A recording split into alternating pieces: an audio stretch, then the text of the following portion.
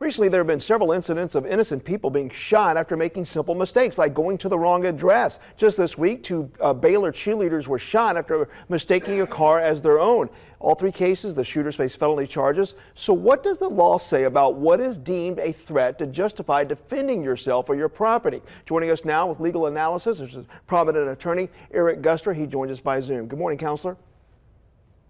Good morning. How are you? Doing well. Let's first start with the case of the 16-year-old Ralph Yarl. Thankfully, the young man's recovering, but the 84-year-old homeowner pleaded not guilty to felony assault and armed criminal action. The young man rang the doorbell at the wrong address, was shot in the head and the arm without warning.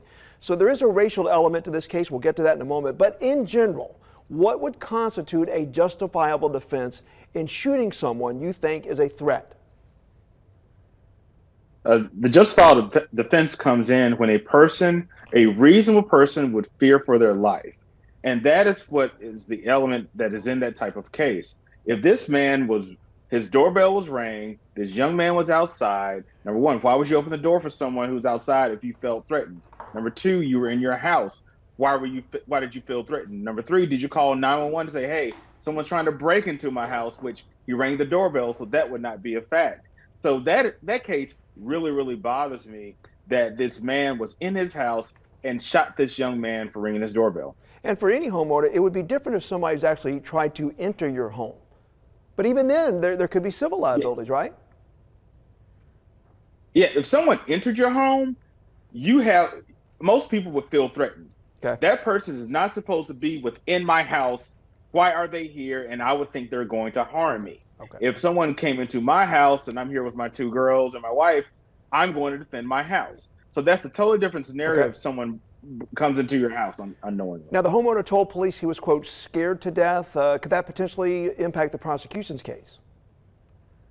Yes, it will, because that comes into the element of self-defense. If that person felt reasonably fearful for their life and they took matters into their own hands to defend themselves, that is a self-defense claim, absolutely. Okay, we'll have to follow that. But according to the 16-year-old, after being shot, the man told him, quote, don't come around here. So the DA said there was a racial element, but said a hate crime was not pursued because the penalties would not be as severe in Missouri. But why wouldn't the DA pack the charges, so to speak? Well, you don't want to pack the charge. You don't want to overcharge someone, because if you overcharge, that means that a jury would see this litany of charges that should not be there and may let him walk. So you want to really charge someone with what you believe you could get a conviction for. All right, well, there was a similar case of a young girl and her friends. They drove to the wrong driveway, just turning around, and a man shot from his front porch. So I think the same things you just talked about would apply there. But then you have the situation of the Baylor cheerleaders. They got in the wrong car on a parking lot in a grocery store. They apologized. The man still shot them. What do you think happens in that case? What's the justification there, if at all? The Baylor cheerleading case concerns me because it was like 12:30 in the morning.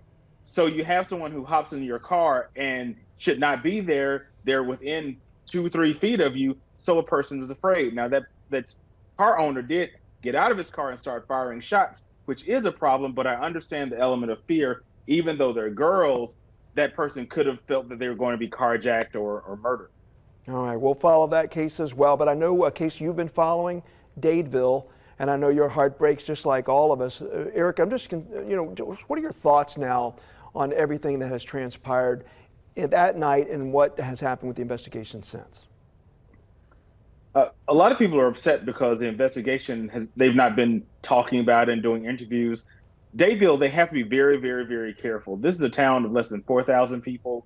The police want to make sure they do this investigation right, because you have a packed party, a lot of gunshots, a lot of shell casings. They're trying to piece together what happened and specifically who did what and make sure they get the right arrests. Yeah, because 16-year-old Sweet 16 party is heartbreaking. Because, Eric, like you just said, ballistics plays a huge role in this. They got to determine who hit what. Otherwise, each defense's client can claim, well, it wasn't me, it was him, and then you have a problem with the whole trial, right?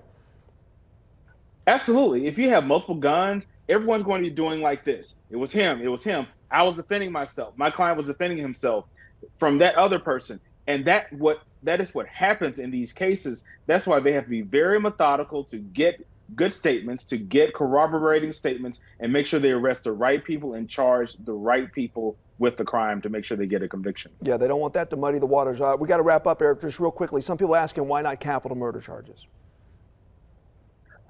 This is not a capital murder case. This sounds like a reckless endangerment case where they were shooting in a party and wildly shooting.